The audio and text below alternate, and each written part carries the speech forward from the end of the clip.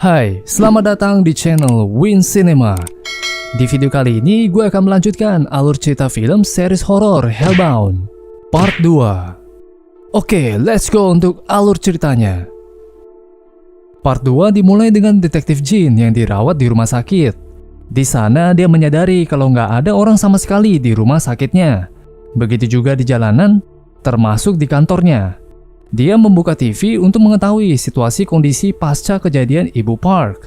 Dia melihat si pembawa berita yang mewawancarai eksklusif dengan Jung.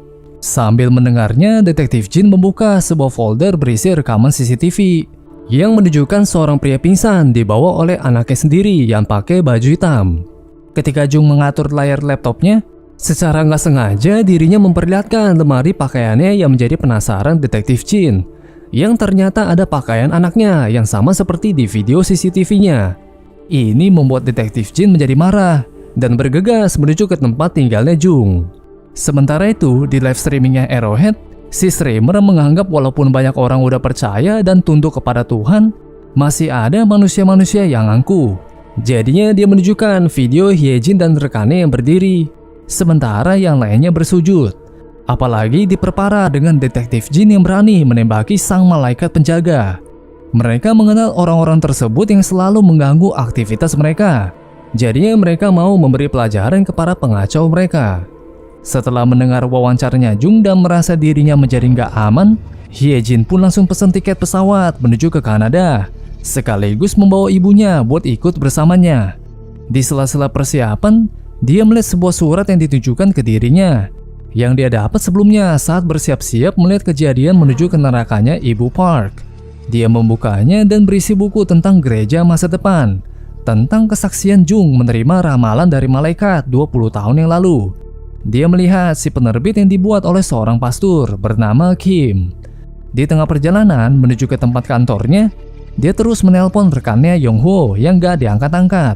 Sesampainya di parkiran kantor dan meninggalkan sementara ibunya, dia bergegas pergi masuk ke dalam kantornya, di mana dia melihat situasinya yang udah kacau gara-gara Arrowhead. Dia berhasil menelpon Yongho, namun ternyata terlihat kondisinya yang terluka parah oleh kelompok Arrowhead dan memberitahunya buat berhenti sekaligus melarikan diri. Sementara itu, terlihat kelompok Arrowhead yang udah sampai di parkiran kantornya Hyejin. Mereka memecahkan kaca mobilnya, menseret ibunya keluar dan memukul-mukulinya. Hyejin pun kembali ke parkiran dan sontak mau menolong ibunya. Namun dirinya terkena siksaan dari mereka juga. Ibunya pun meneriaki anaknya, yang langsung dipukuli kepalanya dari belakang yang membuatnya tergeletak. Setelah cukup buat menyiksa, kelompok Arrowhead pun pergi.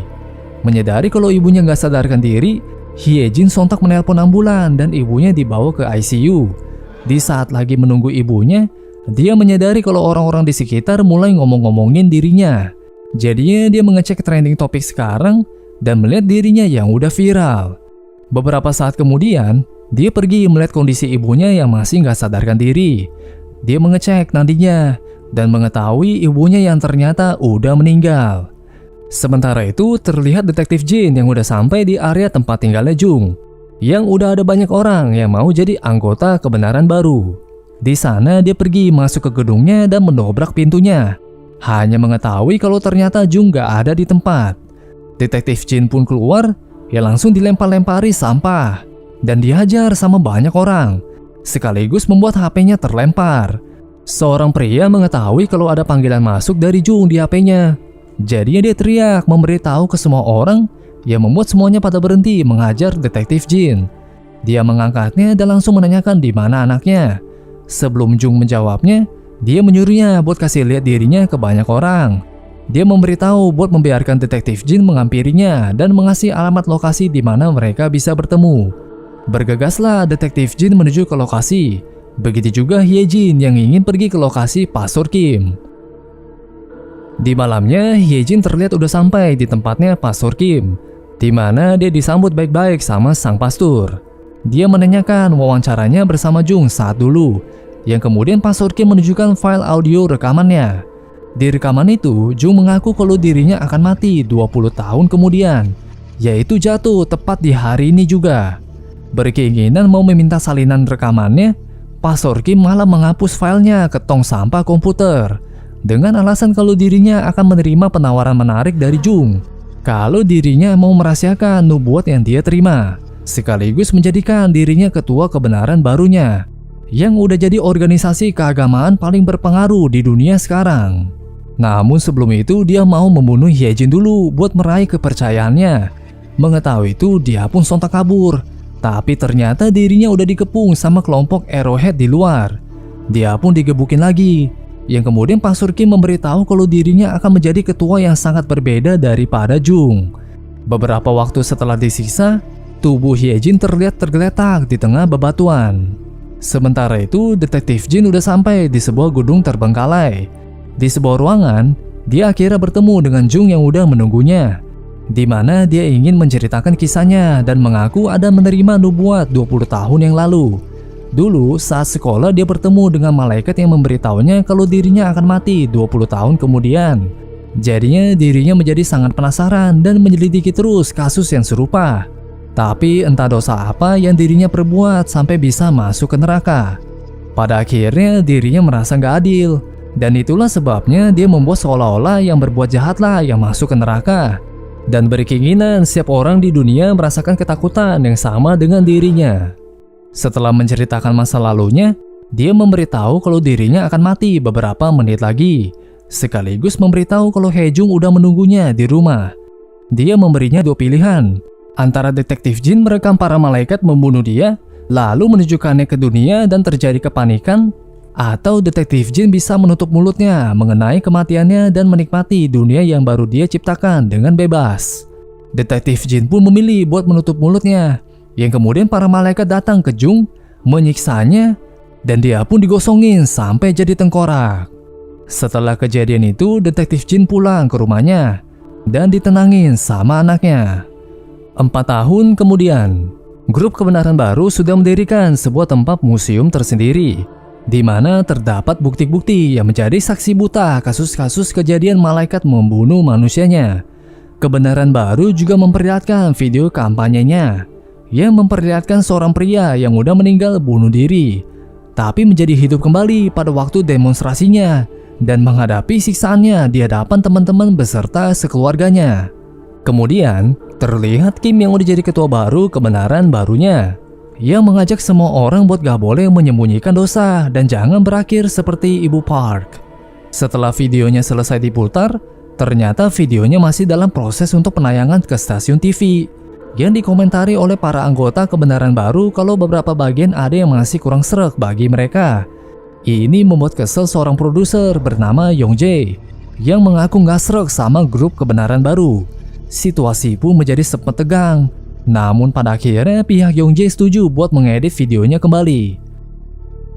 Beberapa saat kemudian Yong Jae dapat telepon dari istrinya bernama So Hyun, yang berkeinginan suaminya buat datang menemuinya di rumah sakit, sekaligus memberitahu kalau anak mereka lagi berada di unit perawat intensif. Mengetahui itu, Yong Jae berjanji akan pergi menemuinya besok setelah dia menyelesaikan pekerjaannya. Kemudian, dia ingin menemui rekannya untuk mengambil naskah wawancaranya. Tapi ketika dia mengambil naskahnya di mejanya, dia menyadari ada sebuah kartu tentang nama pinjol pinjaman online, yang di belakangnya ada tulisan sebuah tempat memancing. Gak lama setelah itu datang rekannya yang bernama Junwon, yang langsung disuruh Yong Jae buat bekerja sama untuk memperbaiki video kebenaran barunya. Namun dia beralasan kalau dirinya mesti pergi ke suatu tempat dengan istrinya. Setelah menyelesaikan pekerjaannya sendiri, Yong Jae pun pergi ke rumah sakit istrinya, namun terjebak karena macet panjang. Gak lama setelah itu dia dapat panggilan dari istrinya Junwon, yang menanyakan keberadaan suaminya. Kemudian dia memberitahu kalau dirinya dapat kabar dari beberapa pinjol yang menyuruh buat melunasi hutang suaminya yang dia dengar buat berjudi. Ini membuat Yong Jae menjadi khawatir dan melihat tempat pemancingan itu di kartu pinjolnya. Jadi dia mau coba cek tempat tersebut, mengorbankan waktunya bersama istrinya. Sementara itu di rumah sakit, So Hyun mendapat kesempatan buat melihat anaknya dari dekat. Dia menyelinap masuk dengan HP-nya dan melihat ada malaikat yang memberitahu ke anaknya kalau dia akan mati dalam 3 hari lagi. Ini membuat So Hyun khawatir. Jadinya dia memeriksa di aplikasi kebenaran baru yang udah diluncurkan, untuk mencari tahu kenapa anaknya yang baru lahir dapat memberitahuan kematiannya.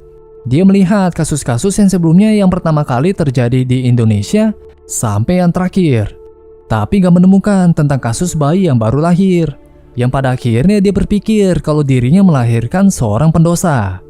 Ketika Yongjae udah sampai di tempat pemancingannya, dia melihat mobil rekannya yang gak ada orang. Dia telusuri lebih lanjut dan melihat rekannya di dekat air. Dia teriak, yang membuat rekannya menjadi kaget dan nekat mau tenggelam. Untungnya Yongjae berhasil menahannya dan menenanginya. Junwon kemudian memberitahu kalau dirinya ada menerima ramalan kematian dan memintanya untuk menganggap gak pernah melihat dirinya. Dia beralasan gak ingin keluarganya berurusan dengan kebenaran baru dan juga Arrowhead. Gak lama setelah itu, suara kedatangan malaikat penjaga terdengar sama mereka. Dan muncullah satu malaikat yang memukul keras Junwon. Dia diseret, ditenggelami, ditusuk, dan akhirnya dia pun digosongin. Tengkoraknya kemudian mental ke depan Yongjae, yang membuat dia menjadi kaget melihatnya. Beberapa saat kemudian datang sekelompok orang yang menolongnya, dan diberitahu oleh seorang leader bernama Hyungjun buat melupakan apa yang dia lihat. Dia sekaligus menjadi teringat ketika pernah melihat Hyungjun saat video editornya sedang mengedit video wawancaranya. Lalu di kejauhan, dia melihat Hyejin yang ternyata masih hidup, dan dirinya tiba-tiba menjadi pingsan. Seorang anggota merasa Yongjae gak bisa dipercaya, namun Hyejin berencana mau mengawasinya dulu untuk melihat bagaimana reaksinya. Keesokan harinya terlihat grup kebenaran baru memeriksa lokasi TKP kejadiannya Junwon yang dipimpin oleh seorang pria bernama Yuji. Di sana mereka nggak menemukan tengkoraknya, namun Yuji ada menemukan sebuah kartu nama pinjolnya Junwon yang membuatnya menjadi curiga. Sementara itu Yongjae terbangun di mobilnya di suatu tempat dan langsung bergegas ke ruangan istrinya di rumah sakit. Di sana istrinya menunjukkan video sang malaikatnya yang membuat Yongjae menjadi kaget. Istrinya bertanya-tanya apa kesalahan bayinya yang baru lahir dan berpikir kalau dirinya melahirkan seorang pendosa. Yongjae pun berusaha tenangin dia dengan mengatakan akan mencari solusinya. Series bersambung dengan Yongjae yang mau membawa pulang anak mereka. Pastikan kalian klik like, subscribe, dan loncengnya ya. Thank you for watching.